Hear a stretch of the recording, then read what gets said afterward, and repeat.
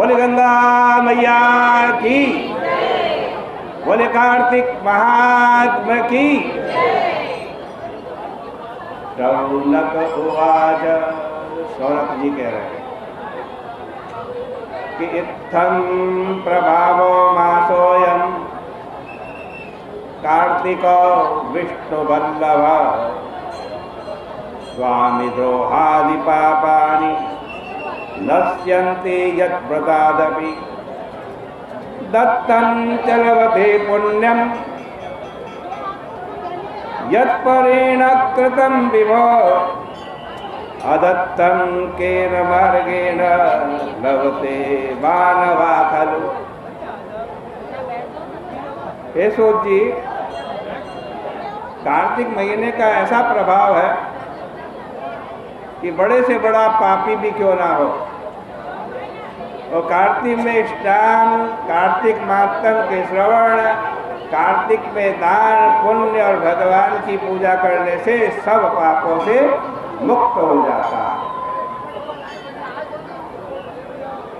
हे सूत जी, हम जानना चाहते हैं कि दूसरे का दिया गया पुण्य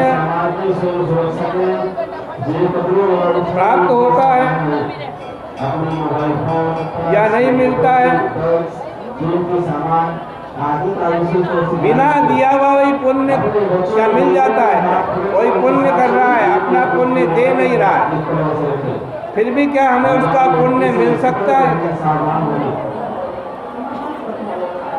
सूत जी कहते हैं कि बिना दिए भी पुण्य पाप दूसरे मनुष्य से प्राप्त हो जाता है। सतयुग में पूरे देश के अंदर कोई व्यक्ति पुण्य या पाप करता था, उसका फल पूरे देशवासियों को मिलता था।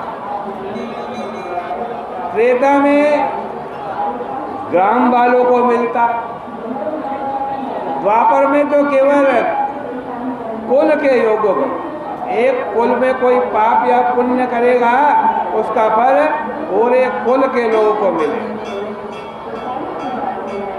लेकिन कलयुग में तो केवल पाप पुण्य करने वाले को ही पाप पुण्य मिलता है।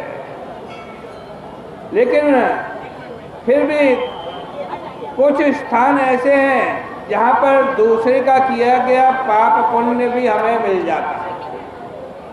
और कौन कौन से स्थान हैं, कैसी कैसी परिस्थितियाँ हैं जिसमें आपको दूसरे का पाप और पुण्य मिल जाता है?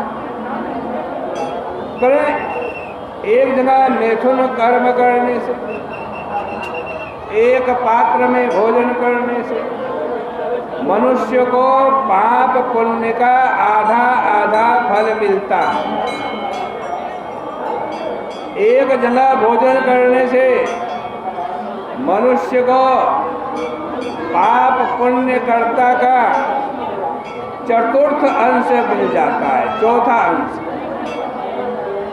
पाप पुण्य करने वाले व्यक्ति के दर्शन से, उसके पाप पुण्य का श्रवण करने से, उसके पाप पुण्य का मन से ध्यान करने पर सब अंशों में पाप पुण्य प्राप्त होता है। दूसरे की निंदा सुनने से, आज जिसकी निंदा आप सुन रहे हो उसका पाप आपको मिलता है, आपका पुण्य चला जाता है। पुण्य पाप करने वाले की जो कोई स्त्री सेवा करती है तो सेवा के अनुरूप ही उसका पाप पुण्य उस स्त्री को मिल जाता है। एक पंक्ति में बैठे हुए कुछ लोग भोजन कर रहे हैं, जब हम पंक्ति भेद करते हैं, मतलब अपने अपने व्यक्तियों को जिनको हम जानते हैं पहचानते हैं, रिश्तेदार हैं, मित्र हैं, भाई हैं, बंधु हैं, उनको तो हम अच्छा अच्छा भोजन परोसते हैं और बाकी का ध्यान नहीं रखते। तो वह भी जिनके साथ पंक्ति भेद करता है उनके छठे अंश का पाप प्राप्त करता है। स्नान संध्या के समय सोने से अथवा बोलने से आपका पुण्य का छठा अंश उसको प्राप्त हो जाता है, जिसको आपने छुआ है या जिससे आपने स्नान करते हुए संध्या करते हुए बातचीत की है। दूसरे का द्रव्य लेने से द्रव्य देने वाले का पाप आपको मिल जाता है, जिसका आपने द्रव्य लिया है, धोखा करके, धोखाधड़ी करके धन लिया है। तो जितना आपने उसका धन लिया है उस हिसाब से उसका पाप आपको मिल जाता है और आपका पुण्य उसको प्राप्त हो जाता है। चोरी से दूसरे का द्रव्य लेकर पुण्य कर्म करने वाले को पाप मिलता है, जिसका द्रव्य होता है उसको ही पुण्य फल मिलता है।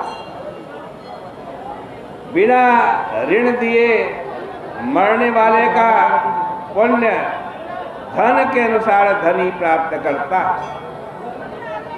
उपदेश में मदद करने वाला भी उपदेश करने वाले के पुण्य का छठा भाग प्राप्त कर लेता। प्रजाओं का छठा अंश राजा प्राप्त करता है। प्रजा जो पाप पुण्य करती है, छठा अंश राजा को अपने आप मिल जाता है। शिष्य गुरु से, स्त्री पति से, पिता पुत्र से छठा अंश प्राप्त करता है। पति के चित्त के अनुसार धर्म कर्म करने वाली स्त्री पति का आधा पुण्य प्राप्त कर लेती। पुत्र और नौकर को छोड़कर के दूसरे के हाथ से दान कराने से आज जो आपके धन से दान कर रहा है वो भी आपके पुण्य के छठे हिस्से का हकदार हो जाता है। इस प्रकार बिना दिए पाप पुण्य प्राप्त होता है।